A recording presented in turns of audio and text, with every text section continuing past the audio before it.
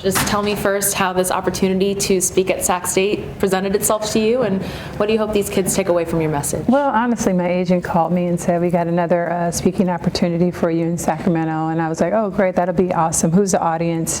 When they told me it was students, faculty, I'm like, yeah, sign me up. I think it's just an amazing opportunity for me to be able to speak and impact the lives of everyone, anyone, because I'm an inner city kid who's from Compton, California, and I just believe that my story is unique in itself, but then it's not. There's so many kids that come from different areas, whether it's inner city or suburbs, that, we're all trying to make it. We're all trying to be our best version of who we can be.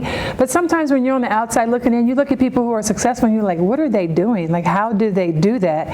And I think it's important for us to share those stories, and so that they'll have an insight to what it's taken to be successful. There's no true recipe. No one's handing me anything. It's hard work and dedication, but I like to be able to share the specifics with the students and hopefully inspire someone. Yeah, I'm sure you've already inspired a ton of people, including myself, that are going to be in this room. But even the list of accomplishments for you looks like a CVS receipt. Yeah. So just thinking about everything that you've done in your career on and off the basketball court, how would you define success? I really honestly love to win, and I think loving to win, it's a process, right? You have to problem solve, you have to figure it out.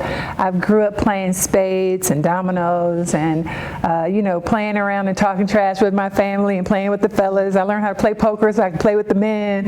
Like, I just like the idea of winning and the competition of problem solving. I think life is very challenging. It can be hard, and it comes down to choices, right? We all have choices. We have 24 hours in a day, and I try to make good choices that can impact my life but also impact others, but through probably a competitive nature. And that's why my career of all the things that I've accomplished have been so long, but not in the way where it's like about being like cocky. It's really about being humble. I'm very humbled by, the blessings that God has given me, the opportunities to be able to impact the lives of others, and hopefully that's what people will remember. Like, not just about the wins. And the other thing I tell even my kids is that people always talk about the wins, but they don't talk about the losses. I've failed a lot. I've cried blood, sweat, and tears. When you hear that, it's taken a lot. But I think that whole part of the story is the important part too. It's like, we can't just talk about, all the things that we've done great.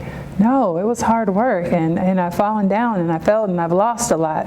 But in that, I persevered, and that's kind of the message for anyone who wants to listen. Yeah, and I don't know if you know that Chris Webber was the keynote speaker at this event last year. No, it's good. What's up? No, it's good. Yeah. He kind of mentioned that, pulling from his experience at Michigan, of course, but just what was it like kind of working with him on the set of Uncle Drew, and just what have you seen him mean to the Sacramento community? Yeah, Chris has been a great friend for a long time, and what I love about Chris is that he's just a great guy, just a good spirited person, a person who wants to do well, a great role model. He loves kids also. Having the opportunity to work with Chris was great. I mean, we would talk and really bounce things off of each other and just, give an honest opinion. So I really love his work ethic, what he does on television, how he gives back now, having a chance to be with his beautiful wife, Erica, and their twins, and being at their home. He's so welcoming, just a good person. And so that you can always